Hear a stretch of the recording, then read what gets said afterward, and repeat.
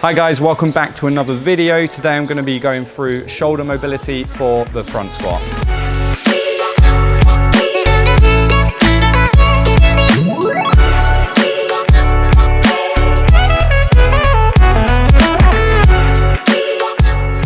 In this video, I'm going to be showing you how to improve your shoulder mobility for the front squat to get into that front rack position. So this video is for you if you know that you have the adequate ankle, knee, and hip mobility to perform a squat. So maybe you're performing back squats or goblet squats and you know that your mobility is fine, you don't have a problem, but whenever you try to get into that front rack position, you just can't maintain it and that whole front squat falls apart.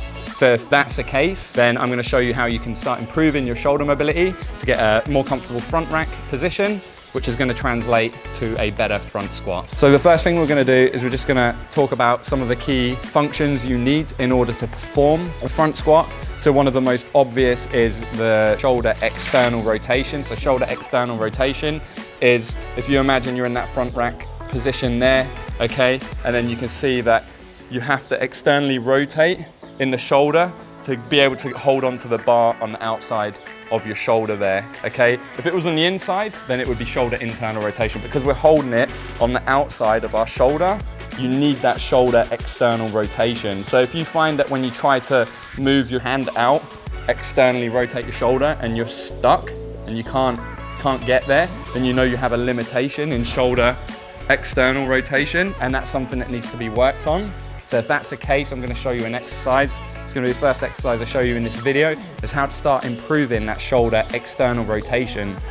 So for this, we're going to need a PVC pipe. We're going to grab our PVC pipe, arms locked out in front of you. You want the majority of the PVC pipe to be above your hand.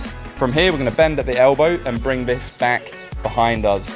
Once it's back behind us, we're going to try and grab hold of this, okay, and just pull it across the body. So you can see here that as I pull that across the body, I'm pulling myself deeper into shoulder external rotation. What I'm going to try and do is I'm going to try and straighten this hand out.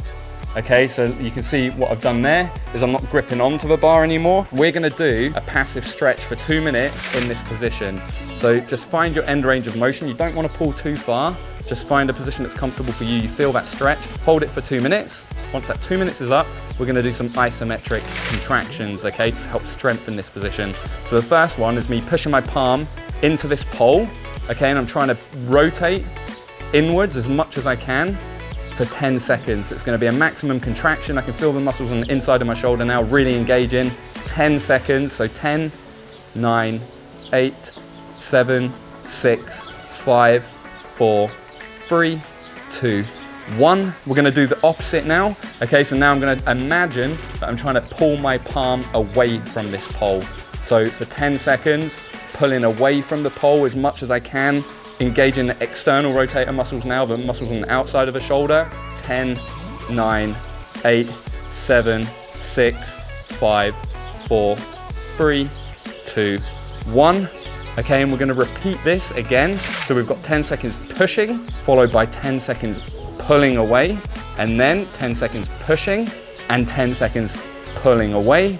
Once that's over, you can hold it for maybe another 20 to 30 seconds, just for that passive stretch to get used to that position, and then relax and come out of it. So that's a good way to stretch your shoulders in external rotation, but not just passively hold them, which would be beneficial. We're actually going to do some active work there as well to start strengthening those muscles. Okay, so that last exercise covers our shoulder external rotation. There are plenty of other exercises you can do for shoulder external rotation, but that one is a good start and you will see good improvements with that if you're consistent with it. Next, what I'm going to talk about is wrist mobility. So wrist mobility, actually you need to be able to extend your wrists when you're doing a front squat, because when you're in that front rack position, you can see that this is the kind of position that we're in. So we do need a good degree of wrist mobility. We don't need as much as people think, okay, because a lot of it is coming from the shoulders. So if you're jacked up in the shoulders and you can't get that external rotation, like I just explained in the last exercise, then you're going to be putting much more strain on your wrists. And this could in turn make you feel like the problem is wrist mobility when it's actually not. But you do need some wrist mobility. So what we're going to do is we're just going to start, if you are restricted in the wrists and you find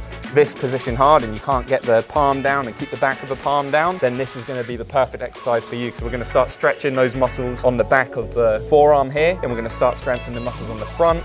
to increase that wrist extension. So you're just gonna go down onto your hands and knees. And to begin with, rather than having internal rotation going on in the shoulders, we wanna try and mimic what we're gonna be doing in the squat position. So we've got that external rotation. So when you're here, think about bringing your elbow in towards your body, or should I say your elbow pit outwards, okay? So that's facing forward. Once we're here, we're just gonna rock forward into a stretch position. You can do one at a time or you can do two. I'm just doing two at a time for this video. So we're just gonna find our end range and we're gonna hold this position for 2 minutes. So this is a 2-minute hold. Okay, once that 2 minutes is up, we're gonna do the contractions like what we did on the last exercise. So the first contraction is we're pushing our knuckles and our hands down in towards the ground. And I'm engaging the muscles on this side of the arm, driving down for 10 seconds, okay? It's a maximum contraction, so as hard as I can, 10 seconds. Once the 10 seconds is up, then what we're gonna do is we're gonna pull the knuckles up the way. So imagine you're trying to lift your fingertips up off of the ground. They're not actually gonna move though, okay? What we're gonna be doing is just pulling ourselves deeper into that stretch. So keep the hand flat throughout. This is gonna engage the muscles on the top of the hand and the muscles on the forearm. And again, we're gonna do 10 seconds. So 10 seconds there, okay?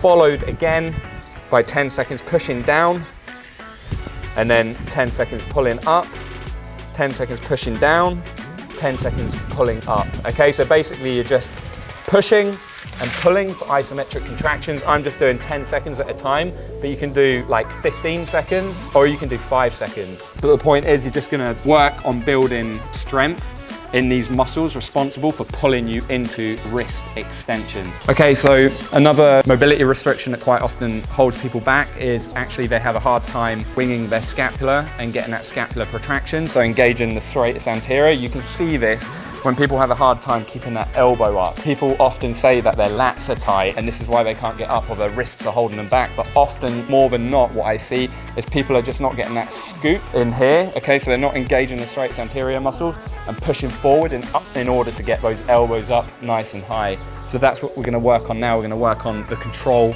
of the scapula so that you can get that nice scoop on the scapula and get them forward and create a nice stable base in that front rack position.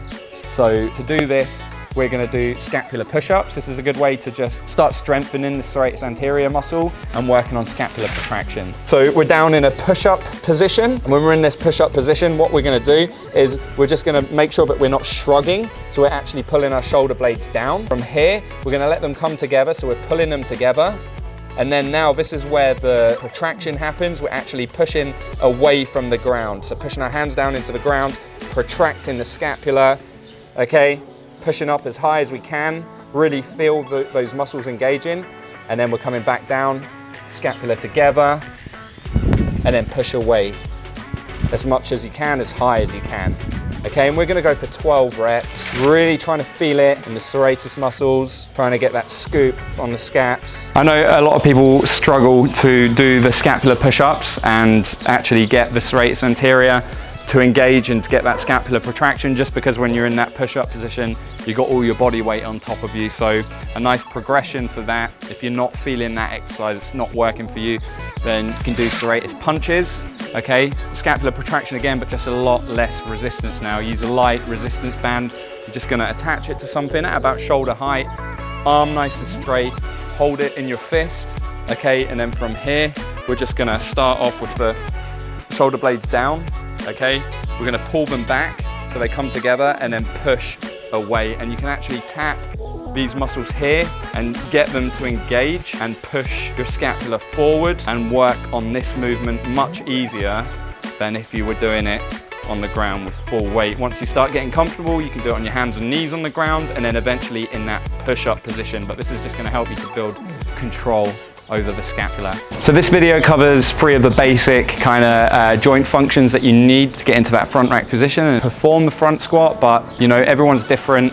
Everyone has their own restrictions. I don't cover everything in this video. There may be other things that you need to work on. So if that's the case, you know, you're not seeing improvement after working on some of these key areas, and you might want to get a joint assessment to find out what's going on, the restrictions that you have, and then you can go about improving those with some joint specific exercises. There could be things like thoracic extension, which is limited in some people, so they don't have the mobility in the upper spine. So there are various other things that may need to be, tested and worked on in order to improve your front squat. But this video covers a few of the basics. Let me know if you found this useful. If you did, then please subscribe to our channel and let us know what you would like us to cover in future videos.